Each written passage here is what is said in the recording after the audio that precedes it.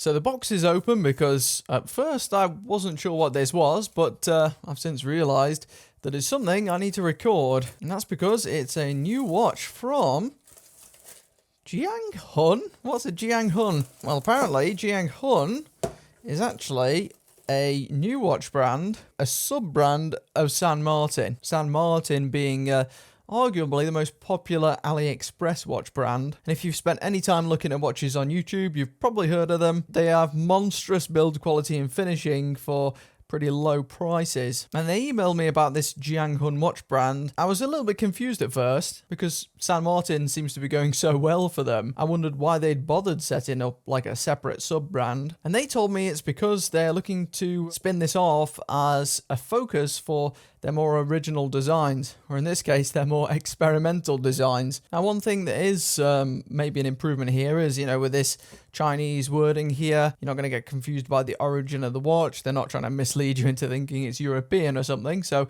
I've got to give them props for that, even if the name isn't super catchy when spoken in English. The watch in here is quite wild, so I'm going to be taking my first look at it today on camera. I'll give you as much close-up detailing as I can, and let's see how Jianghun compares to San Martin, which I've covered many times before. New tags, just a bit of documentation in there. Obviously, as you can guess from the intro, this was provided by this Jianghun brand, so thanks to them, or thanks to San Martin, should I say. Although they haven't given me any monetary compensation to say anything about this in particular. And we've got some sort of tools in here. They definitely changed the packaging up quite substantially from San Martin. All of them tools look the same to me. Still very high quality tools, as long as they actually work with the bracelets. Different type of pouch, but similar, maybe slightly higher end leather here.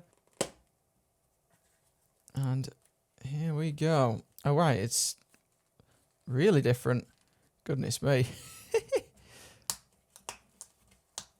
So the whole thing pops out like that. How unusual. And here we have what's gotta be one of the craziest watches of the year. Let's get the plastic off and I'll give you a full view of that dial. And here it is. This is the Vortex watch, and I'll get the code name up here for you now. But as you can tell, from the most part, it is a San Martin SNO 144, which is a fairly popular watch, but it's been reworked with this completely crazy dial. Yeah, the Time Vortex, they're calling it, with the codename JH0301G, and it comes in 3 colors, and they say it captures the essence of time's eternal motion, making it a highly expressive timepiece, and, well, you could definitely say that. It's got this truly crazy dial. It is really three-dimensional with like a trench-like appearance, and I went with the darker, I think it's like a black grey color here, because I thought it might be the most viable of the 3. Now, this is currently selling for approximately $450 US, so it is more expensive than most San Martin watches. And it comes in a red and an orange as well, which just looked a bit too jazzy for me, and I suspect a bit too jazzy for most people. But I thought this one, with the slight bit more subtlety, might be the most viable of the 3. And I mean, it's certainly something different, I'll give them that. I mean, maybe it's a bit too far for my taste, but it's pretty original, really. And at some angles, this thing looks crazy. It varies so much as you move the watch, perhaps more than any dial I've ever come across. Almost looks like some of those Yu-Gi-Oh cards, but even more 3D. I'm going to have a really close look at this off camera. Yeah, so it is three-dimensional, but the actual surface isn't as raised or pitted as you might think initially. Some of this is like an optical illusion from different angled pieces built into that dial, essentially. I mean, it is bonkers. Now, I think this is the first time I've done this on an unboxing video, but I've had to take it away from my setup just to try and give you an idea of what this thing looks like, because it's really one of a kind. Hopefully that gives you a slightly better idea. It's technically very impressive. It's like a hologram almost. Can't say I've seen anything even close to similar.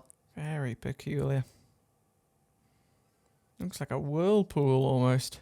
This is undoubtedly going to be a Marmite watch. I think a lot of people are going to hate this, But I get the sneaky suspicion that some people are going to love this. I mean, you'd certainly stand out. As for the specs on this thing, we have a full 316L stainless steel case, and just like with the San Martins, very good finishing. And it says here that they've actually got upgraded finishing, but yeah, maybe the polishing's a tiny bit better actually. Yeah, they have also polished the edge of the bezel slightly nicer. Yeah, maybe the finishing on closer inspection is a fraction better. It also has a little bit more intricacy to it. You got like a lower polished section under here, and like I said, that bit at the base of the bezel. So at arm's length, you really can't tell the difference between this and a San Martin, but when you're up close, it is slightly better. Also has a screw down crown here. What movement's in this? We've got Miyota 90S5, which is a pretty good movement. That's a high beat automatic, and it's a slim one too, which is why the watch is pretty thin indeed. It's also got this steel bracelet, and it's a really good one, just like the one on the SNO 144. It's got the milled clasp. Have heard complaints from some people that they think this bracelet's too sharp, but I've never really felt that that was the case. I mean, it is a little bit sharp there, but I have actually bought one of these completely separately with my own money, and it never gave me any problems with sharpness on the bracelet. I more had issues with one of the screw links. It's got 100 meters of water resistance, sapphire crystal. I will say the sapphire crystal isn't the best. Definitely has more glare than I would like, especially at this price. Whatever treatment they're using for anti-reflective coating, it's just a bit hazy.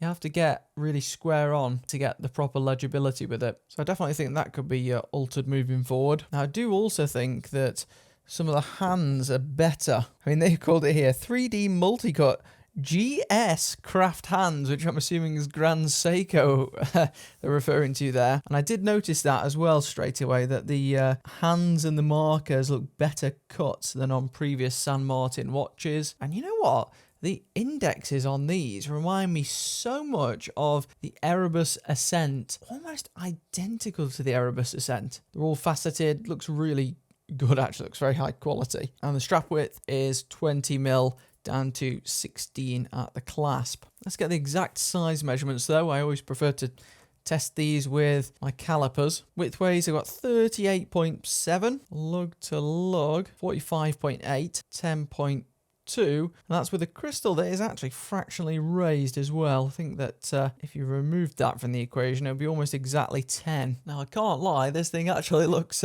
slightly better than I anticipated once it's on the wrist. I thought that this would be a bit grim, to be honest. It had a bit of that witch's cauldron effect. Does have some reasonable light play, actually. Still not something I would really find myself wearing day to day, I've got to be honest. My wrist is 6¼ inches. I'd say this watch is a bit too big really for me, but my wrist is pretty small. I think for most people, you will have no real problems with this, and it is very thin indeed, as you can see there. And also the bracelet is going to aid with conformity because it's got that nice glide lock system in the bottom, or at least an adjustment system that's very similar. So you can pop it up, slide it along, and then place it down in there. It does feel a tiny bit different actually to the San Martin one. Feels like you require less force to push it down. As you can see there, you can just kind of place it, which is maybe a tad better. We should have no problem getting a comfortable fit with that. Decent clasp there too. Also this rainbow-like effect, I can't actually see that in person. That's just like an effect going through the camera. Now if I turn off my polarizer, that gives you slightly more of an idea of what it actually looks like. Now they also offered to send me some of their other watches, but I'm going to be honest, none of those really did it for me at all in the design department. But hey, you know, I'm all for promoting more original designs, especially from brands with a history of just cloning luxury watches, and this is a step in the right direction as far as that's concerned. It's linked below. Would love to know what you think of this. Are you impressed? Do you think it's garish? Never seen anything quite like this.